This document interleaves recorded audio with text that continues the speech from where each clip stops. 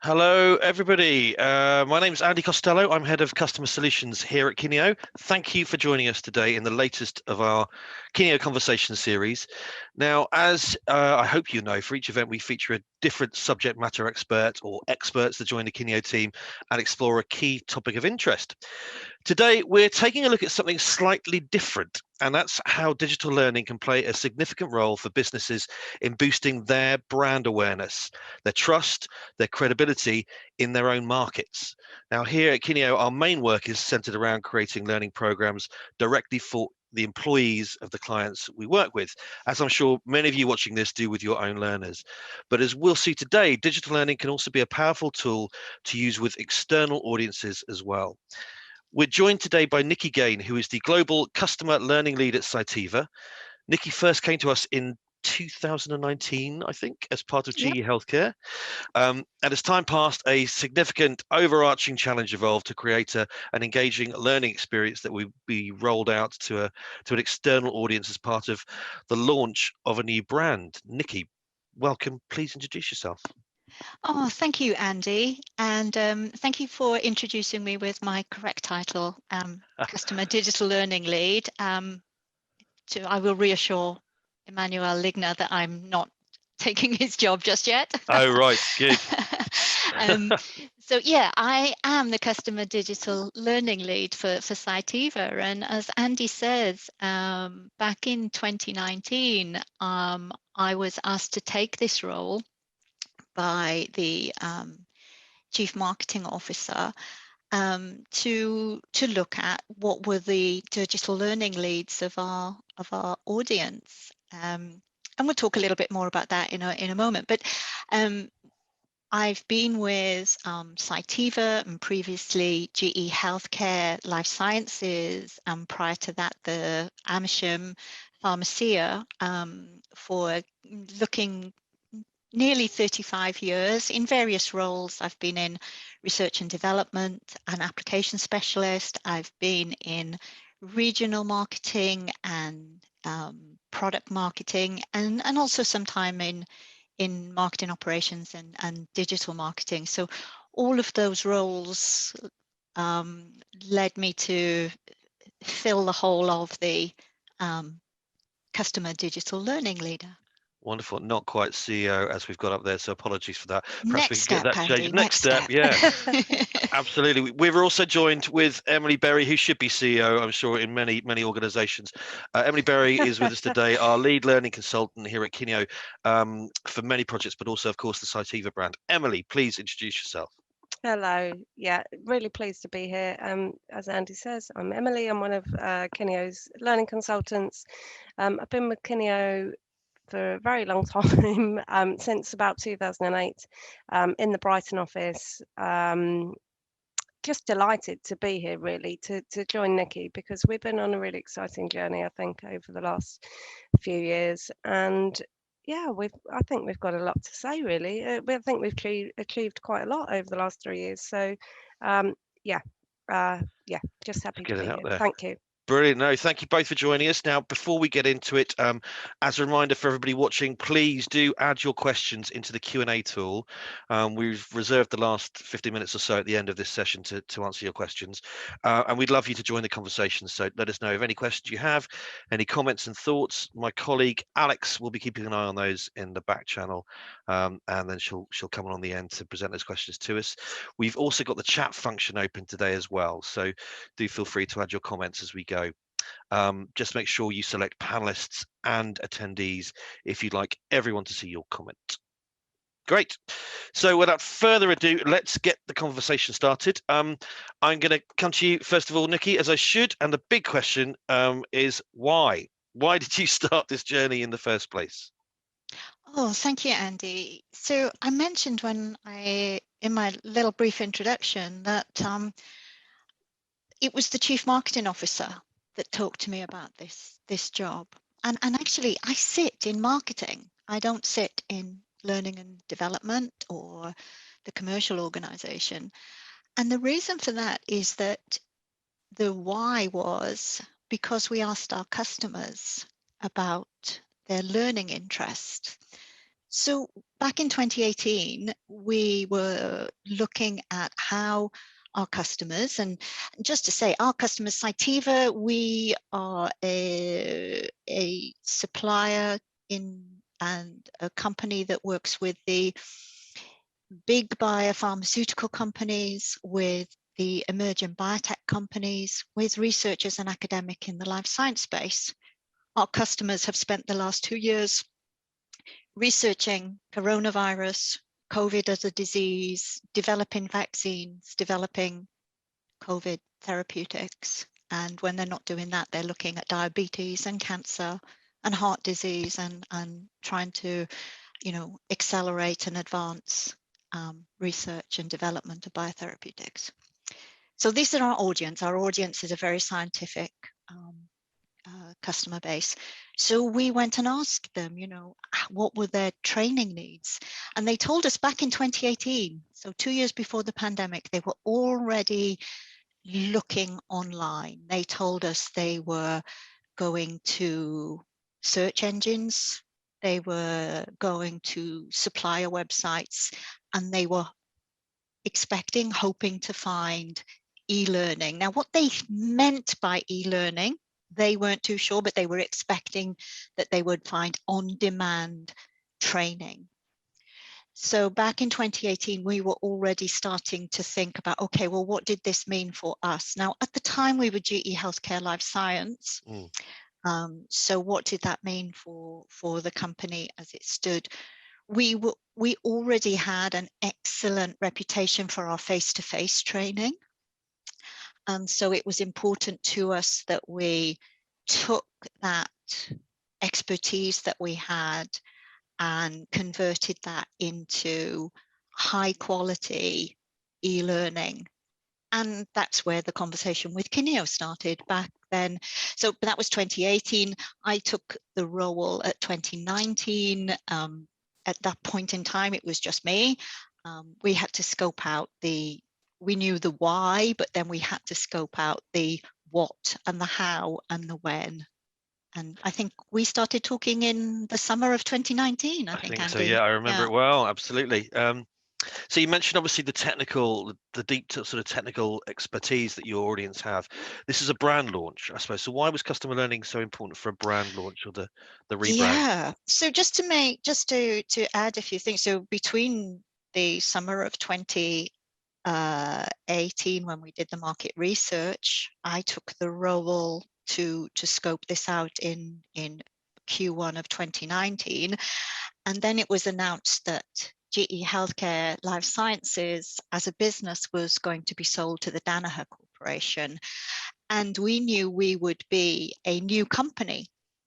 And so we were going to have to launch a new company into the life science space, and with a new company name, a new company brand.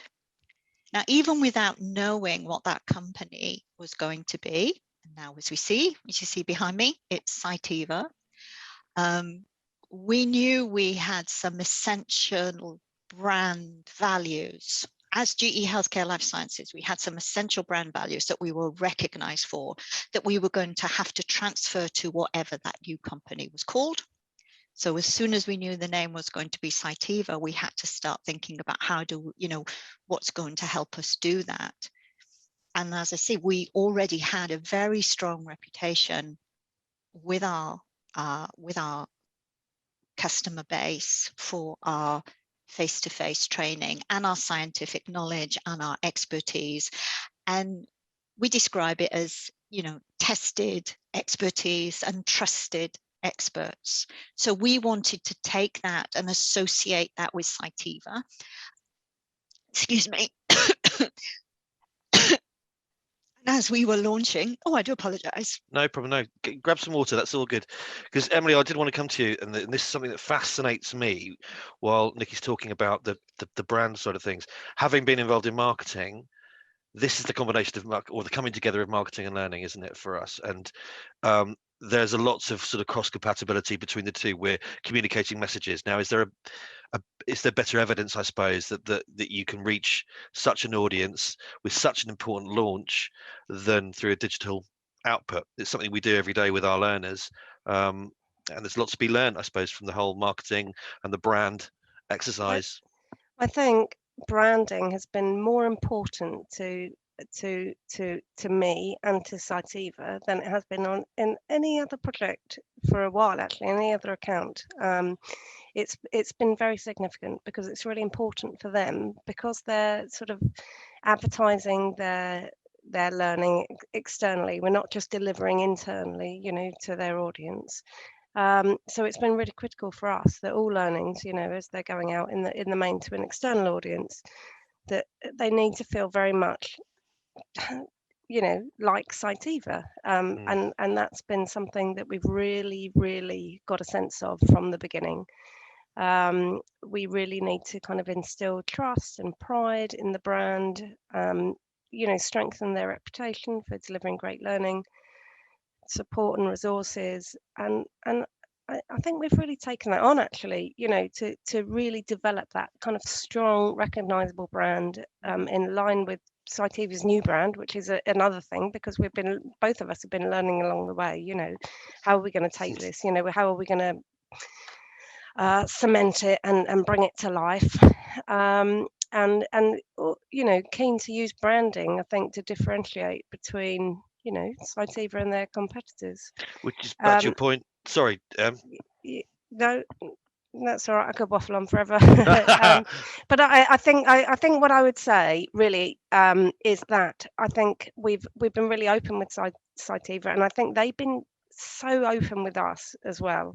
In return, they've been so good at sharing with us what we need to do to deliver on that brand. We've been really robustly kind of documenting everything our end about how we can get that kind of graphical accuracy, the branding right, the tone of voice right, and so on. But Cytiva have been really, really good at sharing with us as well, I think, so important. what they need from us. So that's been really, really good, I think. And refreshing. That's good to hear. I mean, Nikki, is that because you've been starting this, as Em said, is it you started the journey together pretty much? You're learning. Yeah, the as you go. timing was in retrospect, the timing was perfect, because we were we had and we have a fantastic Cytiva brand team who, again, starting from absolute solid marketing principles, they did the market research, they knew the messages we were going to have to communicate, they were developing the tone of voice, they were able to build a great brand portal, which we were able to give Kineo access to. So in terms of the branding elements, color palettes, font, graphic guidelines, for example, as they were developed, Kineo were able to get access to that. But equally, your designers, Emily, and the team would ask us questions that sometimes we didn't have the answer to because we hadn't developed that particular element or not. So very often, I'm thinking particularly in terms of animations, for example, the questions that you guys were asking us were helping us then to develop our own guidelines, which we were able to apply more widely then across our website. Right. Okay. I want to dive into sort of the design themes in a bit, but I just wanted to sort of get some headlines from you, really, if I can, Nikki, about the results. You've had some pretty big results, haven't you? I've got a few stats here. I don't know what you're able to share. 5,000 external learners reached. Yeah. So, yeah, we've just passed over 10,000 enrollments. Great. Now that doesn't quite equate to 10,000 individuals, because actually we're seeing people enrolling for more than one course. So we're really pleased with that, because that means people are coming back. So hopefully they've had a good experience with their first course, and then they're coming back and taking a second course. So yeah, and we can see as well that we're reaching the right audience, if you like. We can see the we can see where these people are, where our learners are based, so we can see which type of accounts they're in, and then that helps us say, okay, well, we know we're reaching the right audience, but equally from a developing the right type of training. If we know we're producing a piece of content that is directed to an academic audience, the learning objectives are going to be slightly different to reaching an audience that may be in the manufacturing division of a major pharma company. And so if we can see that we're reaching, actually we launch the course and then we can see, okay, well, no, it is reaching an academic audience, then we know that we've like hitting the right learning objectives. So we're able to see a lot, take a lot of insight from the data we're getting back. And I'd seen 60% of these were new contacts, and this is obviously a customer piece, so that's hugely important. That's very helpful as well. So in terms of supporting the launch of the Cytiva brand, that means we're reaching a lot of people who were maybe aware of Cytiva, but now they've certainly had, they've had an interaction with Cytiva. And again, coming back to why then it was important for that the e-learning was of a very high quality. That means that their first contact with Cytiva would have, been a quality experience. It would have achieved their learning objectives. They would have had, they would hopefully have learned what they were looking to learn. They would have become familiar with the tone of voice and the style and the brand. So hopefully the fact that the e-learning has brought more new people into being aware of and having a positive experience of working with Cytiva. And before I ask you how we sort of went about thinking how to achieve that, what other benefits have you seen, Nikki? Have you had feedback on sort of customer responses and satisfaction levels? Yeah. So we've both internally and externally. I mean, we haven't even talked about the fact that obviously the pandemic happened just as we were doing all this. So the fact that we had training that we could offer out made a big difference to our customers and and my colleagues in the commercial organization, who were at least able to support their customers with directing them towards the e-learning.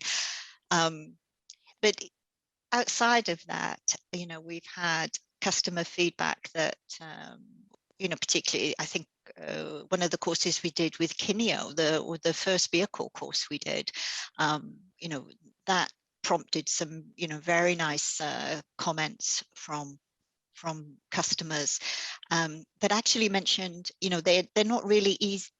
Outside of the pandemic, they were in a part of the world where it wasn't particularly easy for them to travel for face-to-face training.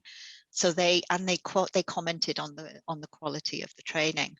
From an internal perspective, we've had feedback from our application specialists that having training available, they're able to direct customers that have purchased a new instrument. They're able to direct them to the e-learning prior to the application specialist going in and doing the face-to-face training. So it's not replacing face-to-face training, but they're directing the customers to the e-learning prior to the face-to-face training, such that when the application specialist goes in to deliver the face-to-face training, that face-to-face training can be more productive. Sure. Yeah.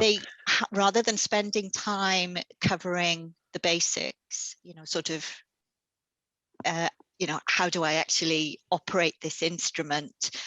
They can have a question. They can spend more time talking about the customer's specific application. What does the customer want to do with that instrument? How can our application specialist help the customer get more out of the instrument in their specific application? And then, of course, the e-learning is always there post face-to-face training for refresher, refreshing. So it makes the best use of that time in a face-to-face. Everybody has Absolutely. a foundation. Everyone can hit the ground running at the same time, and get the best out of it. Yeah. Brilliant. Yeah, we mentioned at the top of the call that this is not for our usual audience, this training. So from a design perspective, a learning design perspective, how did you have to think about it differently? Oh gosh, there's so much to say, really, I think. We've got time. I guess the first thing to say is that we didn't have direct access to our end audience, which we would normally advocate. Right. We were hearing that from the Cytiva team, and actually, I don't think it was ever a problem because they were so cognizant of their end users that we felt that we knew them too. So that was good. And I think we've also been very kind of understanding of their kind of purpose has been twofold as well. I think they want to kind of build sort of customer loyalty, but at the same time, drive new audiences, new customers to their brand. So we've been really sensitive to that. And I would just say that without them being so open and honest with us, we couldn't have done it. It's been a really, really fantastic relationship because they have shared so much information with us, and we have worked together so well, I think, as a partnership that's the reason of the success, really.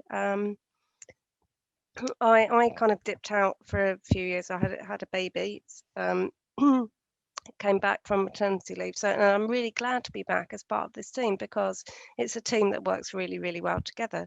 We share a lot of information. We talk about things that maybe don't go 100%, perfectly, and we move on, and we get it right the next time. It's a really, really strong team, I think, that we have, and I think Cytiva probably get bored of me telling them that they're one of my favorite clients, but they are because, it's we work well together because Brilliant. of that open relationship and the sharing of information. Just hope there aren't too many other clients watching this, just, now logging out. Yeah. No, that's great. And you're right, it's an exemplary relationship, and that's so important, is to get the partnership right, because it is a two-way street. Things don't always go right.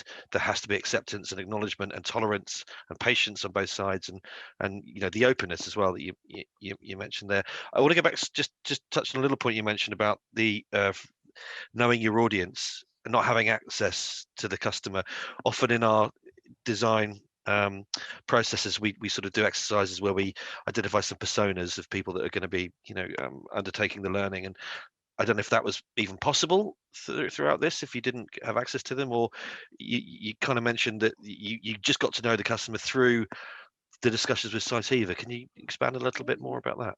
Yeah, we have done it. We have tried, Nikki, haven't we? We've come up with personas, and there's a definite plan to really do that even more thoroughly in the future. But it's a tricky situation, obviously, because of the the external audience. Yeah. So if I jump in on that, so again, we've always driven, as I said, right from the start of this journey, it's been driven by customer need, and from solid marketing principles. So obviously within Cytiva, we have our customer personas and our market segments, and some of those personas, it was easier to describe to Emily and the other teams we've worked with in Kineo, the training need, between a persona that might be a more experienced persona compared to a less experienced persona. So in some aspects, it was easier to pull out the learning need. But again, because we're trying to always be driven by customer need, we are continually trying to do market research. So one of the things we're doing at the moment is to carry out some qualitative and some quantitative market research to further try and eke out, you know, the learning needs, and to see if we can build learning personas. Because for us, it could be if somebody has left an academic institution, maybe they've just graduated with their PhD, and they've gone into their first industrial role. That could be at a small startup biotech, where they may need to learn 1,000 things really quickly because it's really small and there isn't a big learning and development function there. So they will be looking around for all, you know, that person will be looking to suppliers, maybe looking back to their alma mater academic institution for training, maybe looking to industry bodies, or you know, they will be looking around. They're almost going to be having to self-source their learning and development curriculum. Whereas somebody who's leaving, you know, their colleague who's left but has gone to one of the big global pharmaceuticals, which has a well-structured learning and development organization, they're going to have a prescribed learning curriculum provided for them. So, you know, even though they start at exactly the same persona, they may end up being having very different learning needs within, you know, just by going to one type of company compared to another. Yeah, right. Yeah, complicated to get that right for everyone, of course. Mm-hmm. I'd like to stick a little bit with the marketing side of things and the marketing and learning thing. I don't want to sound obsessed with this, but it's something that fascinates me, and there is crossover. It's all comms, you know, if you think about it very, very simplistically. But how did you market the training then once we've developed it for you, once we have your customer education program? How do you turn it into a brand asset? No, it's an excellent question. So we, again, we had done our homework. So we knew there were, you know, people went to search engines to find their e-learning. We knew that people looked for peer recommendation. We knew that people went to conferences. Well, that was easy because we were launching this in Q2 of 2020, so there weren't any conferences. But we also knew that LinkedIn was key. So we, you know, LinkedIn, primarily LinkedIn, but other social media was a key place to promote the e-learning. We had our own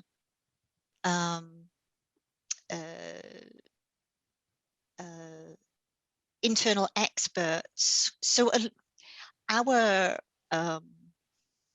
commercial organization, our R&D scientists, have, you know, very good reputations with externally, you know, they go to conferences themselves. So having those people talk about the fact that we had e-learning was tremendously helpful as well.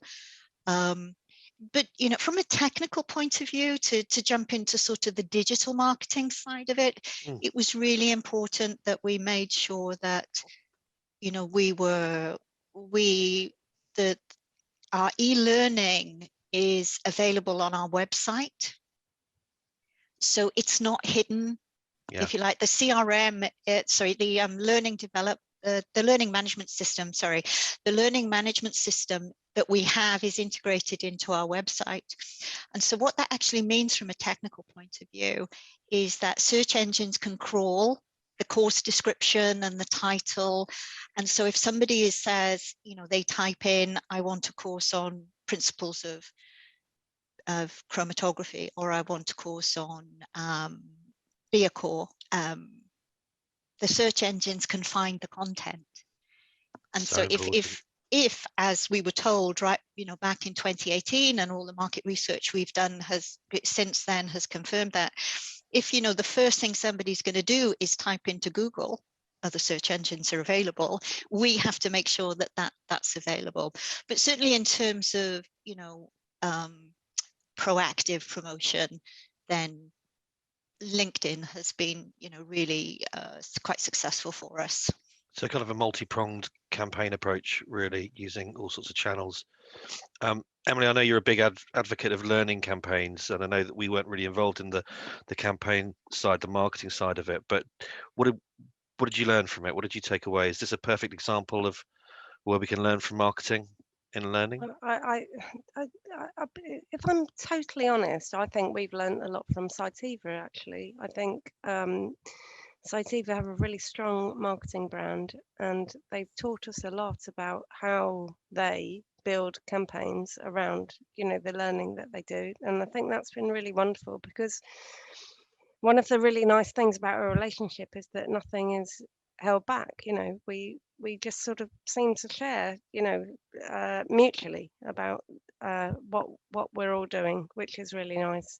And I think we've kind of kept that up as well, in terms of that kind of sort of ambition to sort of mutually, I don't know, look after the Cytiva brand as well, because we're not in a tricky position, but in a position where we want to protect the Cytiva brand. So whilst we want to advertise their brand, we also don't want to do anything that's where we're stealing from the competitor or anything like that. So that I think there's been a lot of trust and sort of pride in the work that we do together that I'm really proud of. And we just want to, I suppose, continue to just develop a very strong kind of recognizable brand that is Cytiva. I suppose it's kind of a protectiveness as well. We're stewards, if you like, as well, isn't it? It's something that we've got to really look after. And and I think we all feel very strongly about that, and it helps, having had such a long partnership. We're very committed to that, and also, we like working with them, so it's easy to do. But always helps. It does help. Yeah. Great. Nikki, I'd like to talk a bit about measuring success and what metrics you're using to sort of evaluate the success of the program moving forward. Yeah, so we actually, again, going back to the fact that this is an external audience and not an internal audience, it may surprise the learning and development professionals that may be watching or listening. Some of the very normal metrics we don't track. So we don't, for example, track course completion. It's like, what? Why? But say we have a course that describes related to an instrument, and module 1 is unpacking the instrument, and module 2 is setting it up, and then module 3 is how do you get started. Those are going to be completed by the people doing that, but very often, that's just the first 3 or 4 people that use the instrument. Once the instrument's set up in a lab, then anybody else who comes along, they don't need to know how to unpack it, they don't need to know how to set it up, and they don't need to know how to get started. They want to know, actually, how do I program it, what do I do to maintain it, and that sort of thing. So many of our courses, we know from the outset we're never going to get 100% completion, or if we do get 100% completion, it's only going to be a small percentage. So, I remember having that conversation with Emily and Amanda and saying, no, yeah, we're not going to worry about that. But what we do track, as we've said, is, are we reaching the right segment? We because we have incorporated a learning management system into the website, we can see the usual data that you would get in terms of quiz scores. So we obviously look at that. We're looking at which modules are getting completed and which modules are most taken. As I say, we're not too worried if the whole course doesn't get completed, but we are looking to see, okay, well, which elements within that, within a course are being taken. And we've already talked about, are we acquiring new contacts? Are they in the target segment that we were looking at? And the other aspect we're quite interested to see is which combination of courses are people taking. So, for example, I spoke about the course is designed to the target audience, maybe let's say that small biotech I was talking about. And if we can see that people in small biotechs are taking course A, B, and C, then we can go to other small biotechs and say, hey, we've got these courses that other scientists working in your type of environment are finding useful. So we can start looking at patterns in terms of course recommendations. So we're also starting to look at that as well. And who typically does that, Nikki? Who would follow up and have those conversations and spot those trends? So that is my small team. So we've built the team up slowly over the last 2 years. So it started off literally just me and an excellent business analyst from IT who helped me scope out the technical side of it. We've now got a team of 4 people plus myself. So we're still a very small team, but one of those people is a data insights manager. And he looks at, the numbers enrolling in each course. He's working with our CRM team to see, okay, well, is this a new contact that we know? All of the things I've mentioned about, can we see which account they're at, and then what account segment? And then he's also the one that's looking at, the course completion rates and which modules. And he's working with our business intelligence teams to able to put that into a dashboard. That means that I can get the data as well, or any of our subject matter experts that have been working with us on the course, we can give the data back to them. And then just so you know as well, then the other people that I have in my team, and for anybody who's thinking of going on this journey, it might help them to know. So we started with the why, and then we did the how, which was working with like IT. How are we going to, integrate? How are we going to build a platform and build an offering that met the needs from the market research we had back in 2018?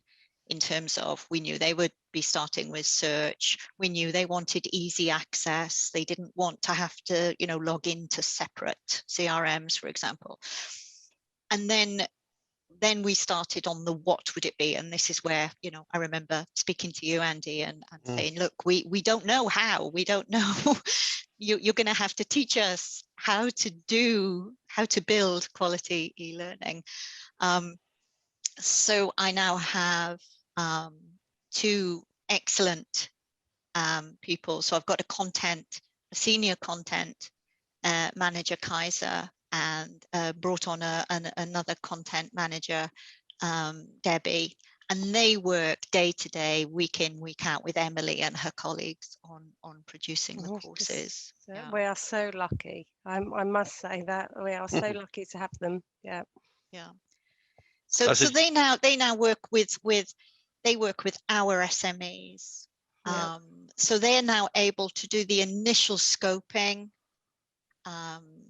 So they can pretty much now, they can scope out the learning objectives and the business objectives. They can make sure we've got the source content, in as good a shape as it possible before we need to share it. So They are the key contacts between Emily and the Cytiva organization. I love that you mentioned start with the why, how, and the what. That's Simon Sinek's, I think, is there. I have his book, right. And he actually, it was the chief marketing officer who asked me to take on this, and he was the one who gave me the books. Fantastic. For anybody, absolutely, for anybody, if you want to communicate an idea, or sell a widget, whatever it is, then start with the why. You can Google it and YouTube it, and it's a really good. There's a short video clip of him doing the lecture, actually, which is really simple. So, proof in the pudding. Fantastic. So, just lastly, thoughts from you really on the design process. Obviously, the relationship's fantastic. It's been critical for this. Has it been critical because it's been a journey from the start, because it's been new, or has there been other elements that, had it not been so strong, there would have been some real red flags, some real risks from a design perspective and a production perspective? That's a really interesting question. I don't think it's been critical because it's been new. I think I mean, obviously there are always ways in which you have to, engage with the customer, get to know them. Absolutely. But Cytiva have always been, and I really feel this, very willing of their time, understanding that we are not the scientific experts. We can never be that. That we're the learning experts, and it's that working together, and I think that's been really key to our partnership, really. And that we've just learned along the way. Some things are harder to do, and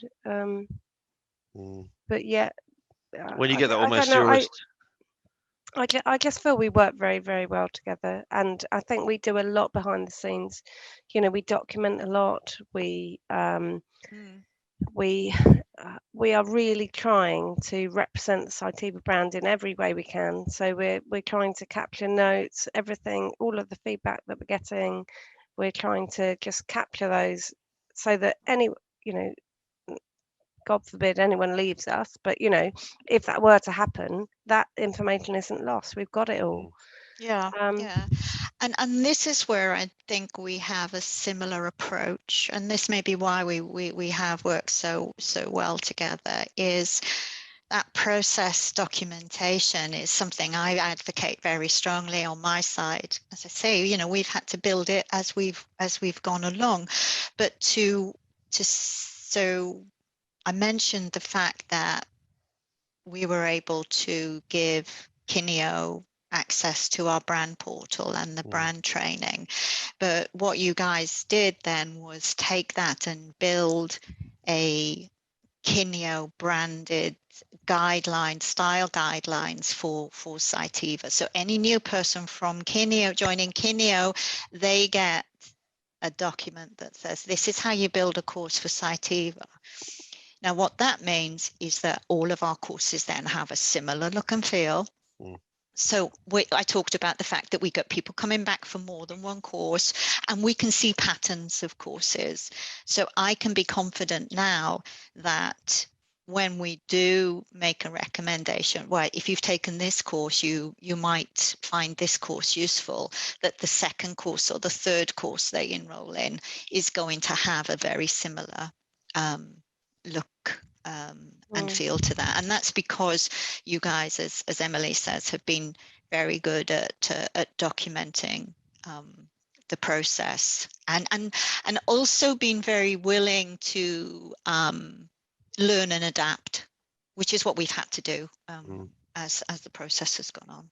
Proper team. Great. Thank you. And so last question really, Nikki, what next? Are you still going to continue with digital learning to reach customers? What are your next plans, if you have any yet? Well, as always, we're going to be driven by the customer. Andy, I mentioned we're doing some market research. One of the interesting things that came out of preliminary market research was that we may need to rethink that journey that I described earlier on, which was that if we have if we've sold an instrument that we send the customer the e-learning first, or we give them access to the e-learning first, and then they have the face-to-face training. It was the initial scoping market research, and the customers actually said, excuse me, no, we want face-to-face first. And then we want the e-learning. Wow. And so we said, okay, all right, we need to understand this a little bit more. So we're just about, in fact, tomorrow I have a call with the market research agency to undertake a bigger market research. So the answer is, I've got some ideas, Andy, but the customers will tell us exactly. I mean, what is clear for this year? I mean, just to give you some figures. So we launched our first course in June 2020. And there's a story there that we probably don't have time to tell us, but Emily was part of that, which was we had to shift. We had a new product introduction that was planned for Q2 2020. And the training was going to be delivered face-to-face. And we had to phone Kineo up and say, you know, those courses we'd planned to work on. Well, stop doing all of those because you've got to pick up this one really, really quickly. So we launched those fibro courses in June 2020. We've now got over 60 courses on our website. We've got translated courses as well. And we will probably get another 30 courses, or in 2022, the year from January to December, I think we've got another 30 courses we'll launch in total. So that's keeping everybody busy enough. Yeah, absolutely. But in terms of where we're looking next, obviously we're assessing the need for augmented reality, virtual reality, also looking at the customer user experience in terms of do we, at the moment, our e-learning has a registration via our website. Do we start bringing our face-to-face training into the same area of our website? But those are the questions we'll be asking the customers in the market research. You know, what is their need for these things that we think would be quite interesting? Exciting times. Fantastic. And of course, it's just good to hear that we were able to respond with agility there, which of course comes as part of the package. Just looking at the time here, Alex, I wondered if you could join us with any questions for Nikki, for Em. I'm sure you won't have any for me. Hi everyone. Yeah, we've had a few questions through. So Nikki, one for you to start with. What were the biggest barriers that you had to overcome at the start of the project, whether that was external or stakeholder buy-in? Actually, let's start with the stakeholder buy-in. As I mentioned, we had such an excellent reputation for our face-to-face training.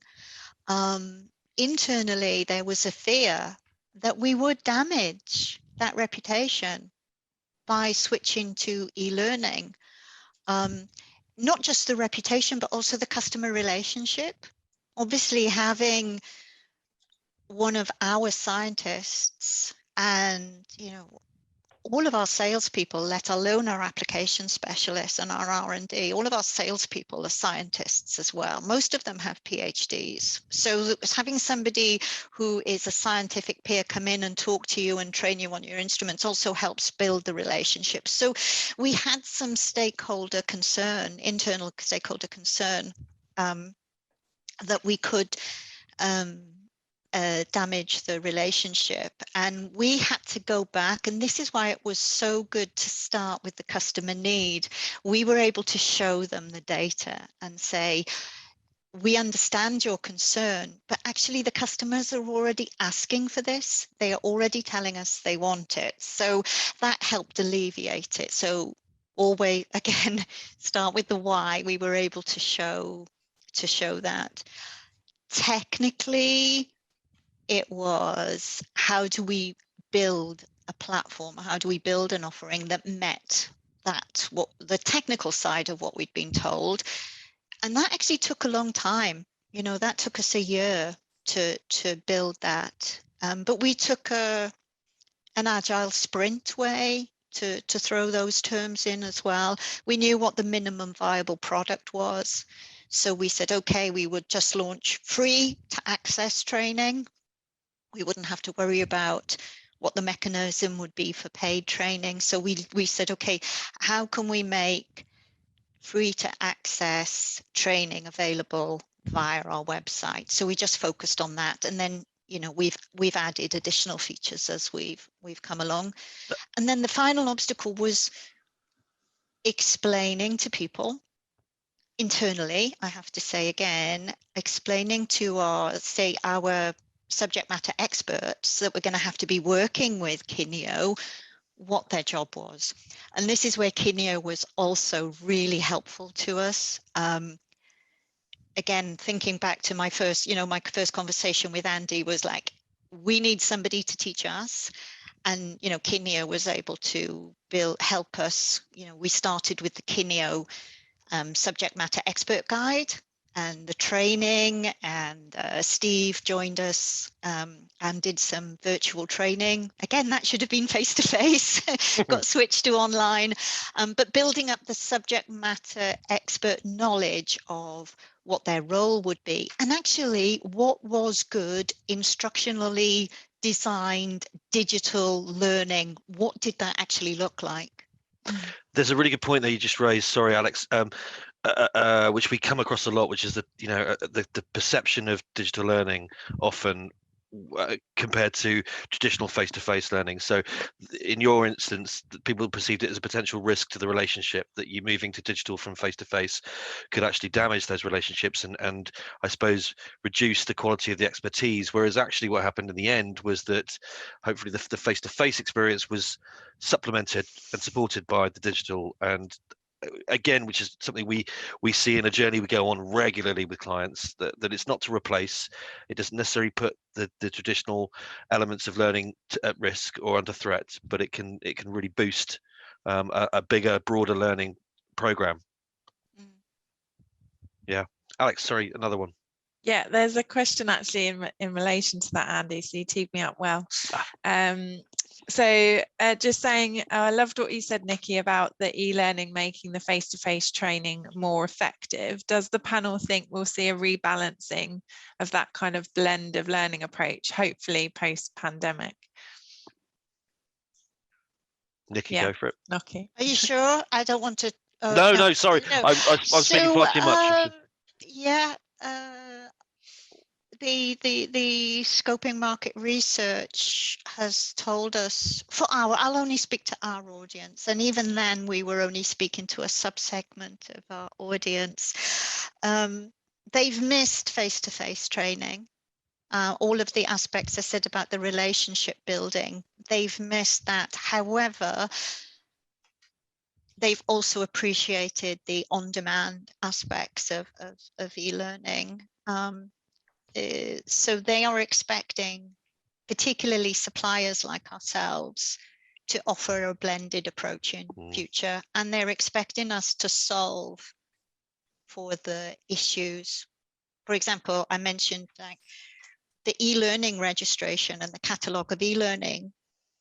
We have that, but you know, do we need to bring in all of our face-to-face training? So from a customer point of view, they go to a single place and they can say, okay, this course is e-learning and this one is face-to-face. Oh, and maybe we look at virtual classroom training as well. So what that actually is, and the need for it, as I've said, we will go away and we'll ask the customers what they need. But that could be, you know, that I'm absolutely, there's going to be a rebalancing. Face-to-face will come back, but the audience are appreciating that it will be a balance between the two. What do you think? I thought you might come to me at this point. I personally, I miss it. I welcome it. I think it's really important for lots of reasons, you know, mental health and collaboration, just kind of team working, all kinds of things. But having said that, I also really respect people's need to, you know, find a working pattern that works for them. So I'm up for a mix, you know, 2 or 3 days a week. That sounds good to me. Moving you to know. the world of hybrid And I think working. it depends on the hybrid, context as well. I think it's Yeah. the context. Yeah. I'll use the simple analogy again of having a new expensive instrument installed. You want to have somebody there so that you can ask the correct direction. You know, you can ask the answer in the moment. Yeah. But if the instrument has been in the lab for several years and you're a new starter in that lab, it's very unlikely that, you know, a training course is going to be arranged for you on your own the day you start. So having e-learning in that scenario is going to be really important. You can get up to speed and do your job really quickly without waiting for, you know, an application specialist to come in and do the training. So I think the context is going to be important. And again, that's something we're going to go away and ask. We're going to ask that specific question.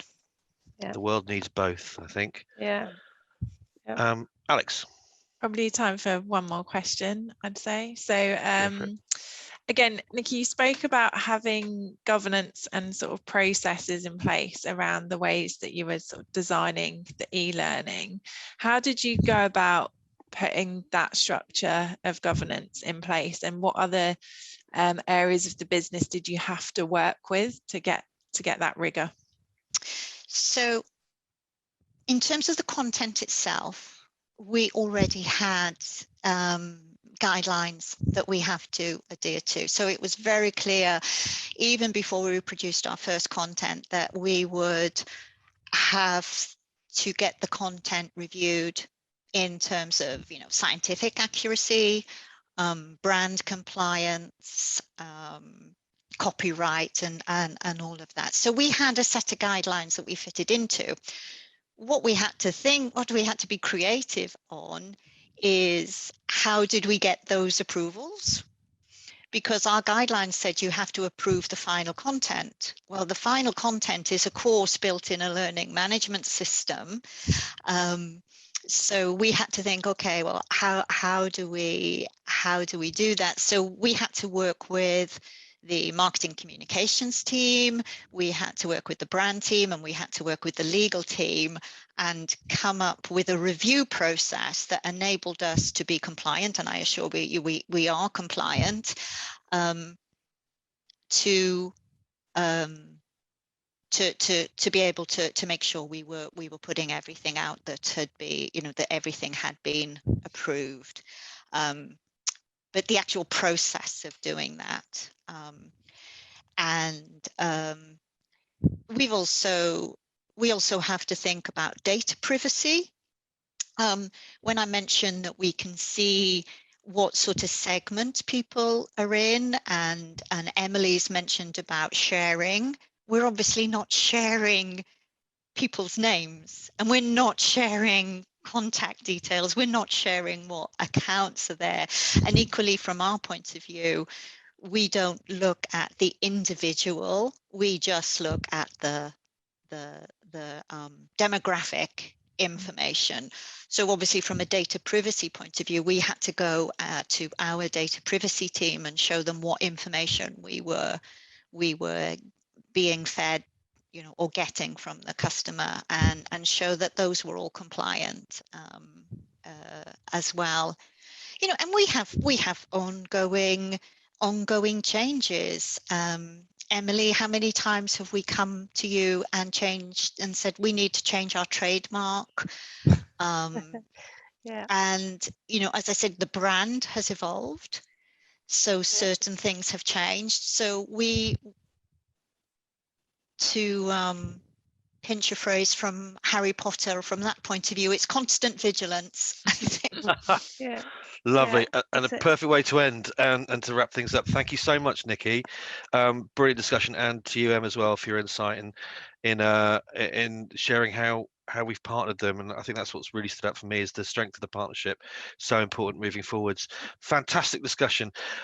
So I'd like to bring things to a close now. Thank you everybody for joining us. I'd also like to highlight our latest ebook, Design for Results. We've talked a lot about results in this webinar today, and that's created for you to help fix your own learning design headaches, and we walk you through the 5 steps of creating a results-driven learning program. So really useful if you are in the industry in any degree. The link to the guide will be shared with you. There'll be an email follow-up along with, of course, the recording of today's session, and of course you can keep up to date with everything that we're doing here at Kineo on our social channels. All that remains is for me again to say thank you, Nikki, thank you, Em, for your time today, for a great conversation, and thanks again to everybody that's joined us. Thank you. Thank you. Cheers, guys. Bye-bye. welcome. Bye.